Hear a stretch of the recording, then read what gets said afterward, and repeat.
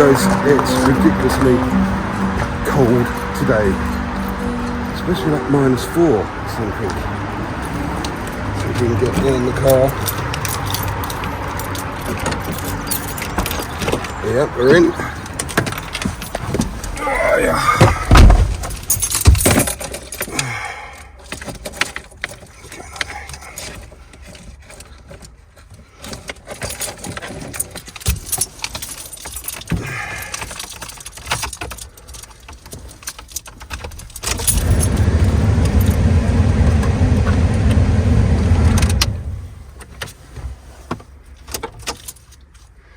I'm going to blast with the glow plugs.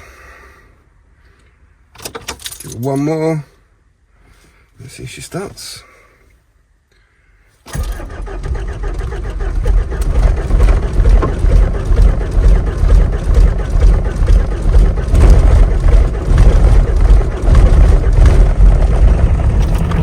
Look at that, getting used to it. Right, let's get this thing warmed up in here. First go.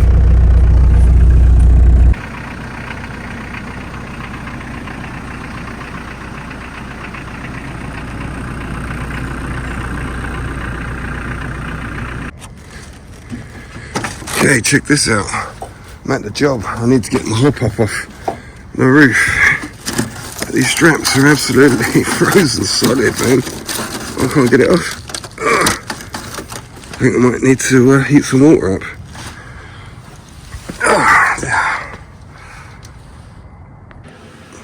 Okay, so here we are inside the job. This is for a local kitchen fitter that I know, and I've been doing his work for quite a while. And he delivers quite nice little jobs, normally 1-2 days at the most. But yeah, it's a good guy. So in here we've got, it's a bit bitty. Let's have a look, shall we? So we're going to bring this ceiling out to this line. I believe there was a wall in there, must have been a utility area or something, so he's put a strip in there and some extra timbers in there to hold that little strip firmer. And let's see, you see he's got some wood in there, so it's spanning both sides and catching this extra little bit that's gone in there, so hopefully that's going to hold that sturdy and it can't all bounce independently, because when you put a thin strip in like this, obviously it's not got much strength to it and it can quite easily bounce up and down in between these joists. Now I did come and have a look before he done that. I suggested he do it because the joists in here are at 600. So you got like a joist here and like a joist here. So he's put a couple of straps in between every joist and really gone into one about securing that up. Okay, so on this wall, all we need to do is come from this internal and come up to pretty much where this socket is, because that's the end of the unit that's going to go there. This back wall we are doing completely. You can see the pictures of what's proposed. And then this wall, other than that tiny little bit just at the top, because you can see the height of the units that are going to go there, we just need to feather this little bit in here. So you probably wouldn't be able to see it even if we left it, but because it's all open, we're going to hit that. So that is it, yeah, just that tiny little bit. This ceiling, back wall, and this wall. So we're going to get some fibre tape up on these joints, get some PVA going. Fortunately, it's nice and warm in here as opposed to outside. And I've just boiled the kettle and I'm going to put some hot water on those straps and hopefully I can get my hop up off the top of the motor. Oh, Jesus, that was cold. My hands are soaking wet. I got it off, but my hands are sticking to it where it's so frozen. And this mechanism up here seems to be frozen, so let's give that a few minutes. Hopefully that will defrost and I can get that leg up.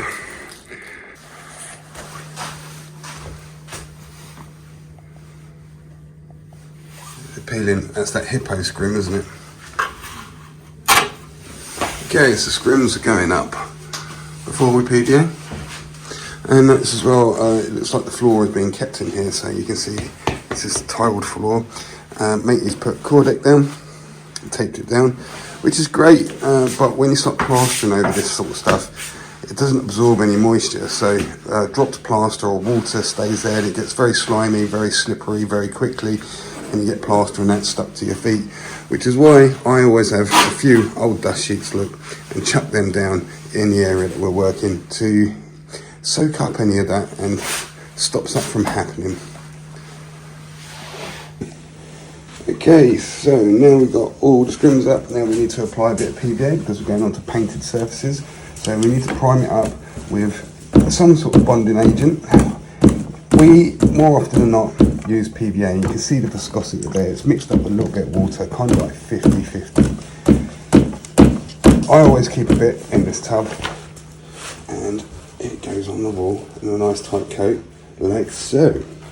Now what this does is actually physically glue the plaster to the painted surface, because multi-finish or any particular plaster, really any gypsum based plaster, will not enjoy sticking straight to painted surfaces that haven't been primed up with some sort of bonding agent like that. You can use SBR, and so we use PVA more often than not. I mean, sometimes you might get away with it as emulsion, but in my experience it's just not worth the risk. So give it a nice tight coat, and like I say, let it pick up, let it tack up at least. It can go quite dry if you like. Even if it's touch dry, it will kind of re-liven back up again and bond that plaster to the surface. But yeah, if in doubt, give it a bit of PVA, and that will save you a lot of trouble, quite possibly later down the road. So there you go, you can see the sheen that we've got on the wall now on this painted surface due to the PVA being on there. And if you can feel, it's just at the perfect rate to plaster. Okay, so it's tacked right up. It's a good idea to keep an eye on the PVA and watch how long it takes for it to pull in. I mean, it's quite warm in here, but you know, if it really hangs around for quite a long time, you know there's going to be hardly any suction. Now up here, look, you notice there's a different paint, and up here the PVA is still wet. Okay, so this is a different paint to this, so this must have been behind some old units, and this must be like a washable paint they put up there. So there's less suction on this section than there is on this section. I mean, look, you can see where it's dripped down off of this, but pulled into this. Okay, so let's have a quick look here where two rooms turned into one. You see here we've got a little bit of a gap. It's a little bit hard to tell sometimes on the video. You can see the gap up there. There's my finger behind. So, if you're plastering this, it's a good idea to get a bit of stiffer gear in here and use the trowel. Now look at that, you see it much better if I hold it that way. Use the trowel to come in these directions, okay, up and down the whole thing, because then you're using the whole length of the trowel, obviously, to try and iron this out a little bit. If you just go this way, then you've only got the blade. You're gonna follow these contours. So on this case here, you really need to come up and down it with the first coat, get that flattened in. Okay, so the first thing we want to do is start addressing things becoming flat, not smooth. Okay, so here we go. I've put a tiny little bit of water in there because I'm going to knock up a little bit of multi-finish, which is what we're using here. I'm going to knock up a tiny little bit in here to start addressing the flatness of this little area, as I suggested earlier in the video. Now, the tools I tend to use is this 16-inch hook, and today I'm going to be using my 20-inch by 5 carbon steel trowel, which is rather a large trowel. You don't need to be that big, but I would suggest that you don't go below 13 inches with your hawk or your trowel. Okay, this trowel here is one Shay's using, which is a 16-inch trowel, and I'll just put it there for comparison. So I really like the long trowels because I find I really benefit from being able to get things really flat really quite quickly. Yeah, you can do the same with the smaller trowels, but I'm just really used to using the 20. Okay, so I'm not going to go into one about how to mix up plaster and get it off your hawk and onto the wall, not in this video. If you want to see that stuff, have a look a little bit down the playlist. Plastering for Absolute Beginners, I think, was one we just done recently. So yeah, we won't waste your time with that one on this video. But let's have a look. So I've knocked up this multi-finish, and you can see it's a little bit stiff, and that's because I want it to hold itself together and not sag too much on this little strip here, because we're going to have to put some depth onto it. So I'm going to use all that up and straighten things out. And then what we probably will do, because I've got this going in the first place, we can pretty much, because it's stiffer, we can use the dirty water in there, which is a bit of residue from this. We'll put clean water in there, wash it round, and that'll make the water a little bit dirty. Then we're going to knock up for the whole ceiling in the regular fashion, at the regular sort of consistency, and we'll be able to do that virtually straight away, because this material will be stiffer underneath it.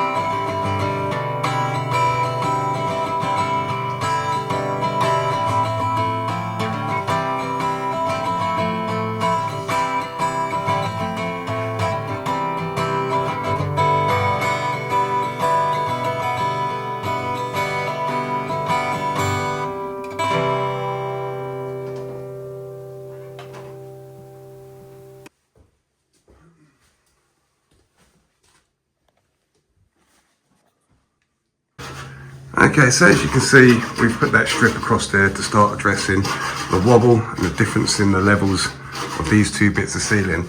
I also noticed here there's a bit of deviation where this board has been put in. I can only assume that was like a large doorway that went out into the back garden. So again, tried to straighten that up. So it doesn't have to be amazing. Well, there's a big lump there. Look. Let's get rid of that. Now, we knocked it up stiff to try and reduce the amount of sag, okay, which we have done. We can let this pick up for a couple of minutes, but we can pretty much go over this straight away because it's going to be behind, or sorry, it's going to be in front in time of the set for when we actually put the whole coat on. So it's well worth doing something like this. You can see with the larger trowel, there's literally a tiny little bit of gap there, look. But compared to what it looked like prior to doing this, it's a lot flatter. In the bucket we have this residue left over from that set. All we need to do is wash our tools down with clean water, which we have there, wash it all round, and then we're going to use the properties from this first gauge, this first little knock up, to send off the new gauge a little bit faster. It's what I call clean dirty water. Okay, so if you are going to give this a little bit of time, let's say 5 or 10 minutes to pick up so it starts holding itself together a little bit better. If you are going to do that and you're going to be using dirty water, I tend not to clean the bucket out now. I'll clean the bucket out just prior to knocking up the new plaster, because what will happen is if you wash this bucket round now, get everything all good and all clean, then the plaster is going to sink to the bottom of the bucket and it's actually going to start setting in the bottom of the bucket. So you could possibly get lumps coming off, and it'll be hard to get it up off the bottom of the bucket again. So yeah, just prior to knocking up, that's when I'll wash it, and then that all will be all mixed up and not have any chance to settle and stick and start setting on the bottom of the bucket.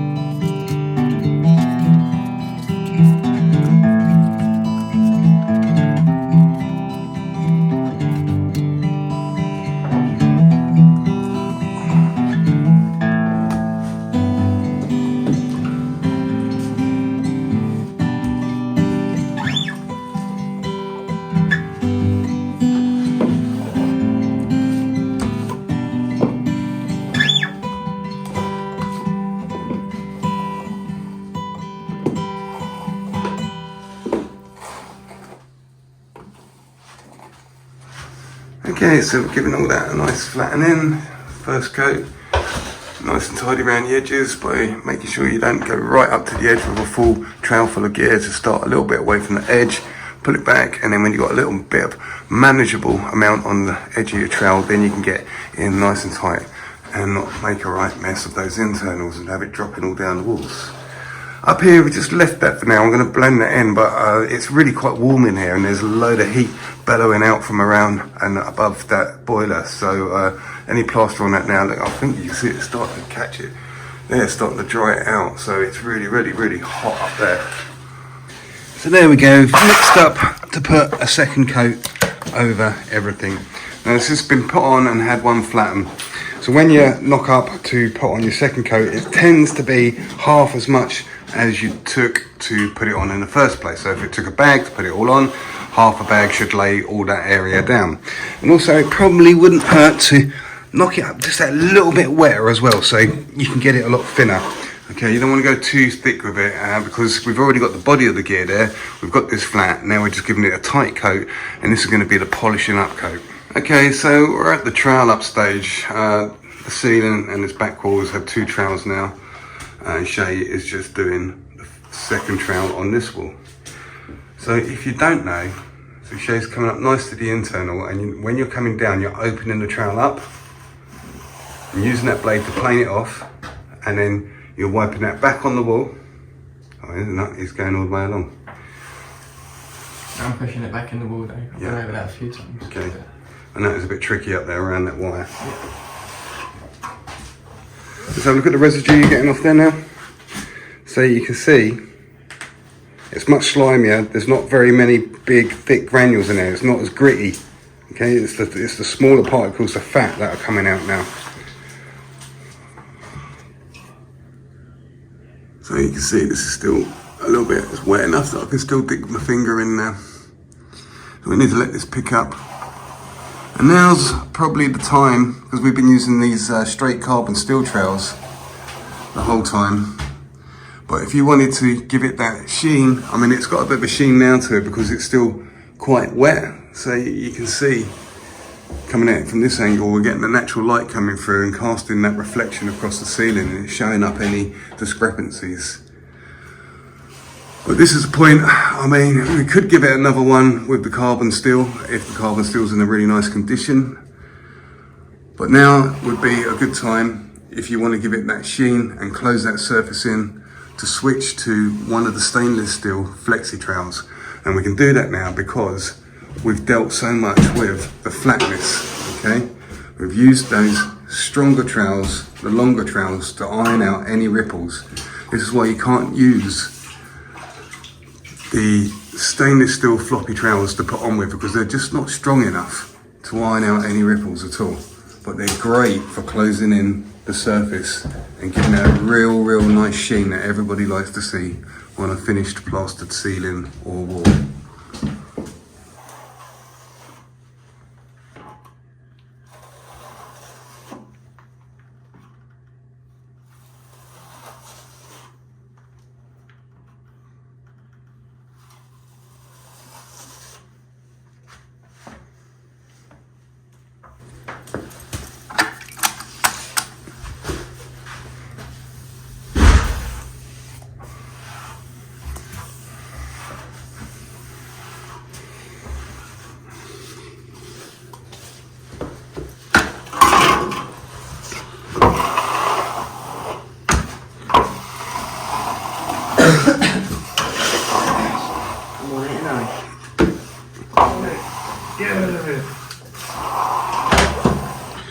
When you're feathering in like this is the stuff that we use because it's got the less granules in it. It's not so grissy. So this is the stuff we can use to really feather out and make a seamless line there. Okay, so here we are. Got a couple of little patches just starting to brown in. It's probably time to give it its final trowel with the 4-inch wet brush. Nice new one from Wix. It tapers out at the end, and I'm using this old Neela. I think it's an 18-inch flexible trowel, being very flexible as it suggests, and it's stainless steel, so there's no rust on it whatsoever.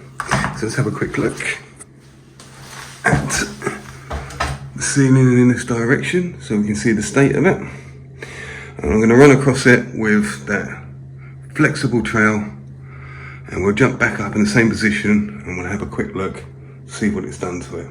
See, there's a few little tear marks in it there, let's see.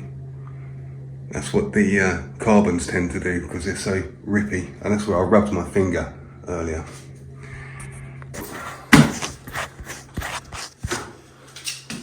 Okay, so we all seem to be fine. We seem to be all fine.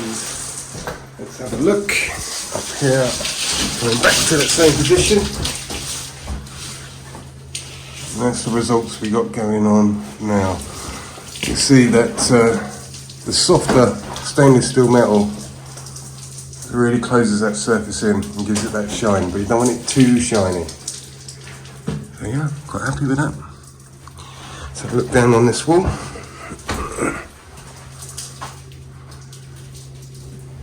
The shine's showing up this way because we've got all the light. It's quite dark down this end of the room. We've got all the light and natural light coming through, so that's the way we can cast our eye. Right, I need to clean out these sockets, etc. Show you running off with my little inch brush, which is there. Because the other thing I want to show you, I'm going to need to use that to get up here, show you. If you have a look at this internal up here. Now, I never use corner trowels. I use the trowel to get things straight all the time. This is probably one of the reasons I like using one of these tapered edge smaller wet brushes, because all the time, every time I'm visiting, I'm using it to tidy up the internal. So all I'm going to do, as I can't get up there now, because Shay's taking my hop up away, I'm just going with the inch brush, just brush this internal in, then we'll come back and have a look from the same angle.